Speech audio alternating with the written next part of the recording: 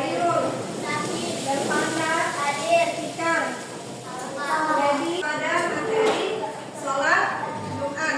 Nah, materi sholat Jumat pada hari ini kita akan pelajari. Kita akan menyampaikan tujuan pembelajaran pada hari ini.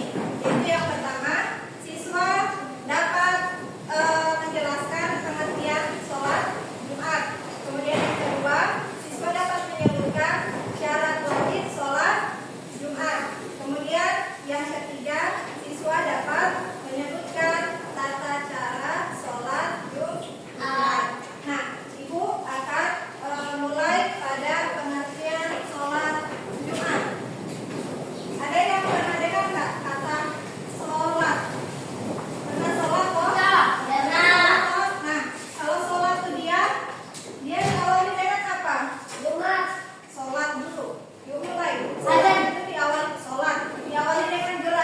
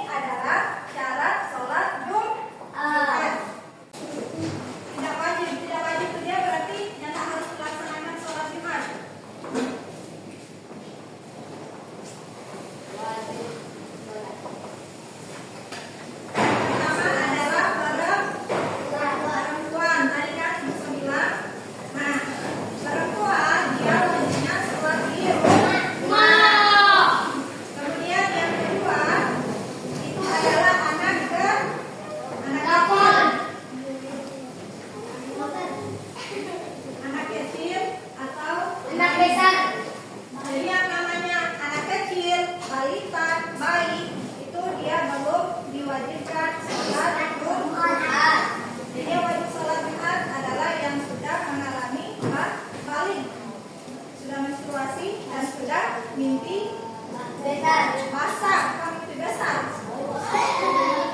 Sudah yang ketiga, dia adalah seorang musafir. Tahu musafir? Musafir itu orang yang sedang dalam perjalanan. Dia masuk di tata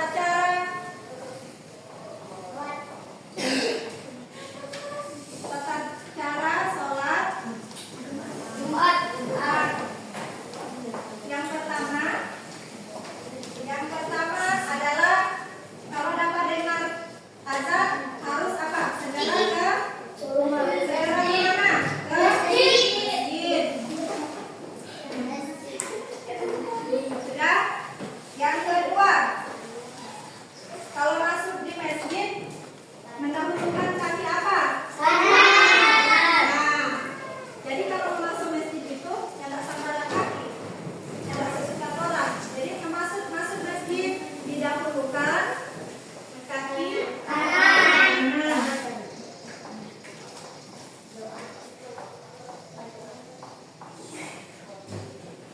Kemudian dalam masjid harus menjaga apa? Adab. Menjaga adab ini yang bagaimana? Kalau di dalam masjid menjaga adab berarti ketika sementara khutbah tidak boleh berbicara, tidak boleh baku seduh, tidak boleh bercerita dengan teman sebelah, apalagi tidur. Itu yang namanya menjaga adab. Sudah. Kemudian,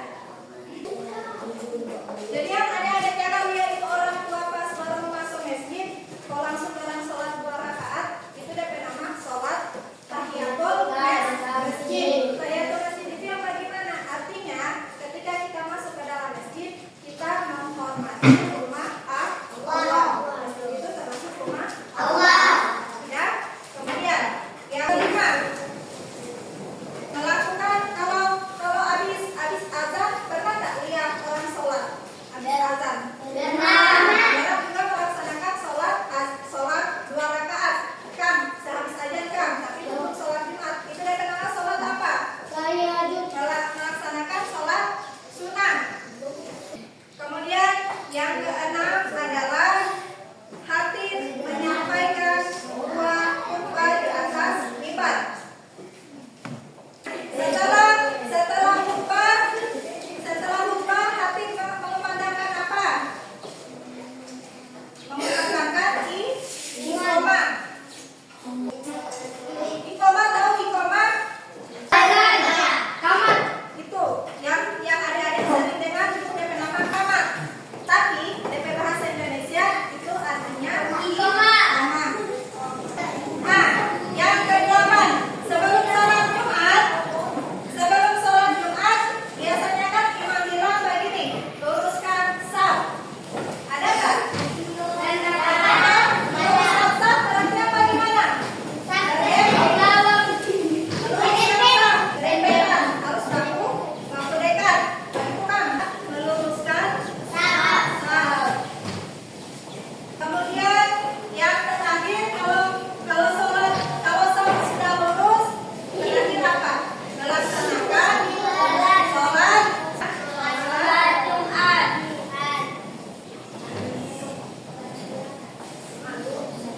Sudah?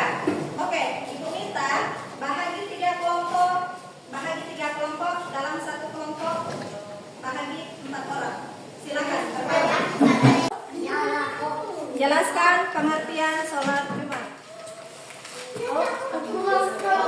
Syarat wajib sholat Jumat. Tata cara. Tata cara sholat Jumat.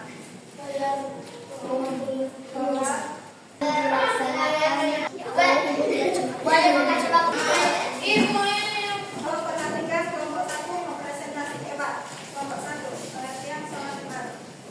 Sholat Jumat